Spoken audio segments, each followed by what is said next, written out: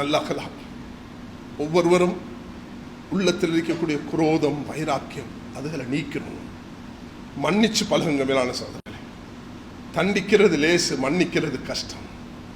விட்டு கொடுக்கிறது கஷ்டம், பழி வாங்குறது லேசு. ஒரு மனிதன் பழி வாங்குறது நினைச்சா அவனை பழி வாங்கி கொண்டே இருப்பான். ஆனா அவன்கிட்ட இந்த இன்தகாம், ரிவெஞ்ச் உடைய குவாலிட்டி இருக்குதே, அது அவனுக்கு தான் கேன்சர். ரிவெஞ்ச் உடைய குவாலிட்டி இருக்குதே, அது தன்னை தான் அழிக்கும், மற்றவர்களை ஒன்றும் செய்யாதது. நீ ஒருவேளை ஒருவனுக்கு சதி செஞ்சு எதுவும் செஞ்சு போடலாம், ஆனால் அது அந்த நேரத்துக்கு தான். ஆனால் உன்னை வாழ்நாள் முழுதும் அழிக்க வச்சு கொண்டே இருக்கும் என்பதை மறந்து கொள்ளக்கூடாது.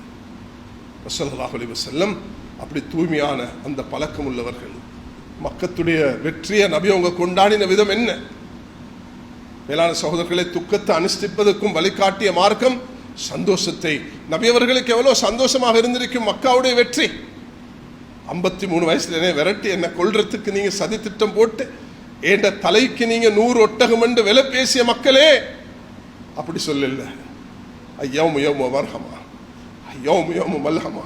இன்றைக்கு பழிவாங்கும் நாள் என்று சொன்னார்கள் ஒரு சிலர், இல்லை இன்றைக்கு மன்னிக்கும் நாள் என்று சொன்னார்கள் நபி அவர்கள். வெற்றியை கொண்டாடுவது முஸ்லிம்கள் அப்படிதான். முஸ்லிம்கள் யாருடைய கஷ்டத்தை பார்த்து சந்தோஷப்படக்கூடியவர்கள் அல்ல. விரோதியுடைய கஷ்டத்திலையும் பங்கெடுக்கக்கூடியவர்கள் தான் முஸ்லிம்களை தவிர, விரோதிக்கு கஷ்டம் வரக்குள்ள பார்த்து சிரிக்கக்கூடிய தன்மை முஸ்லிமுடைய தன்மை அல்ல. ஸல்லல்லாஹு அலைஹி வஸல்லம் அவர்கள் துஆ செஞ்சிருக்கிறார்கள், யா அல்லாஹ் ஷமாத்தத்தில் ஆதா, பகைவன் என்ற கஷ்டத்தில் என்னை பார்த்து சந்தோஷப்படக்கூடாது, அதிலிருந்து நான் பாதுகாப்பு இருக்கேன். கண்ணியமானவர்களே, இது எல்லாத்தோடு சேர்ந்து 4வது வரவேண்டியதான் இஹ்லாஸ்.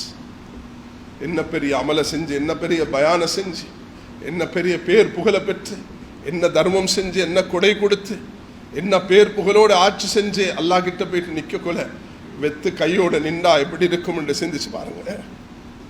இவ்வளோ தஹஜ்ஜத், இவ்வளோ ஜிக்ர், இவ்வளோ உம்ரா, இவ்வளோ சதக்கா, இவ்வளோ தர்மம், இவ்வளோ பயான், இவ்வளோ குத்பா எல்லாம் செஞ்சுட்டு, ஓ மனிதா, ஓ ஆலிம், ஓ முஃப்தி, ஓ முஃபஸ்ஸிர், ஓ டாக்டர், நீ வந்து உலகத்தில் செஞ்சதெல்லாம் உலகத்தில் பெருமைக்காக உணைய வேண்டுதான். இன்றைக்கு நான் நரகத்தை ஆரம்பிக்க போகிறேன்.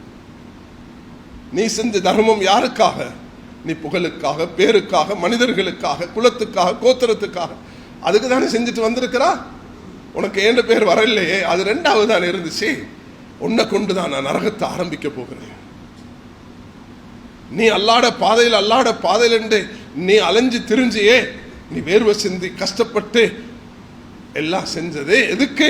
உன்ட பேர் அங்க ஃபர்ஸ்ட் லிஸ்ட்ல வரணும், ஹைலைட் பண்ணப்படணும், உன்ட பேர் வாசிக்கப்படணும், மஸ்ஜிதில் போர்டில் போடப்படணும், நீ வந்து எல்லா புகழையும் பெறணும் என்பதற்காக தானே செஞ்சா.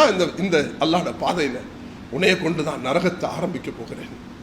இந்த ஹதீஸை அபூ ஹுரைரா ரலியல்லாஹு அன்ஹு அவர்கள் சொல்லும் பொழுது மயங்கி விழுவார்கள்.